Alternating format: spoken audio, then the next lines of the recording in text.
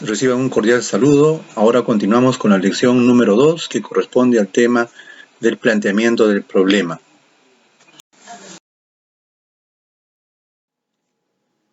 Decíamos o mencionamos que el problema en general es una dificultad que no puede resolverse automáticamente, sino que requiere de una investigación en la que se puede enfrentar la teoría o contrastar la teoría con la realidad, utilizando obviamente métodos científicos, métodos adecuados, ¿no?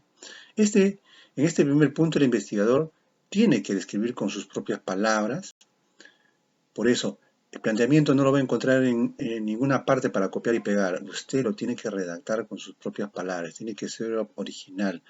El nivel de similitud con otros trabajos de investigación debe ser cero, porque es original. ¿De acuerdo?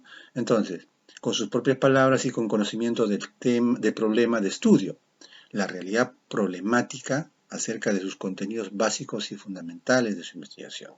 Hacer un diagnóstico situacional indicando si sus resultados pueden ser útiles a la empresa, a la sociedad o al Estado, señalando además quiénes y cómo pueden favorecer sus efectos en el desarrollo socioeconómico y empresarial de la sociedad en general.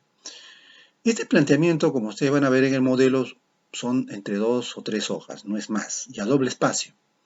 Entonces aquí se plantea básicamente el diagnóstico situacional, la situación actual, la problemática, el efecto negativo, las causas, ¿de acuerdo? Y las consecuencias, ¿ya? Nada más. Eso es básicamente el planteamiento del problema. Y tiene una estructura, ¿no? Hay una forma de definir que lo vamos a ver ya en la lección 3 más adelante. Por lo tanto, la investigación científica es una tarea dirigida a la solución de problemas. Una de las mayores dificultades que encuentra el estudiante y egresado es justamente definir ese problema de investigación. ¿Por qué? Porque no conocen el método, no conocen la estructura, no saben cómo hacerlo. Por eso el profesor les va a indicar la forma, cómo deben hacerlo. La formulación del problema de investigación, por lo tanto, como les decía, es el primer peldaño, es el primer capítulo, la primera parte de la investigación científica. Y ante esta situación se hace necesario definir un método, subrayo, método, y siempre va a haber un método científico que ya está predefinido, que es el planteamiento del problema, el marco teórico, las hipótesis de investigación, variables e indicadores, etcétera, etcétera, que va a orientarse a la formulación tomando en cuenta la definición de las variables y de los indicadores, sobre los cuales se va a constituir el conocimiento de las realidades propuestas. Es bien claro que no hay una regla sencilla que oriente al investigador en la formulación de preguntas significativas acerca de una determinada área de investigación. Aquí la experiencia y el talento de la persona son el de mayor importancia, por eso es importante. También se recomienda que en relación al tema sea pues en el lugar donde uno está trabajando.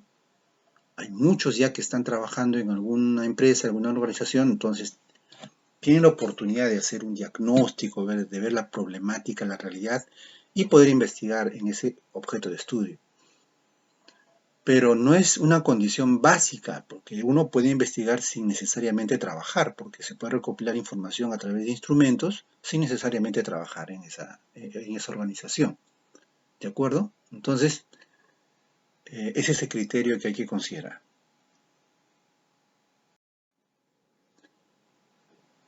¿Cuáles son las condiciones indispensables? En primer lugar, y les decía, pues, carecen de expresiones que impliquen un juicio de valor, bueno, malo, mejor, etc. No originan respuestas tales como un sí o como un no. Ya están delimitados en cuanto a tiempo, espacio y población. Además, también hay que tener unos criterios para plantear los problemas. Los problemas o el problema debe expresar una relación entre dos o más variables. Eso nos dice Kerlinger. Hay que tener en cuenta eso. El problema también nos dice que debe estar formado claramente y su ambigüedad como pregunta.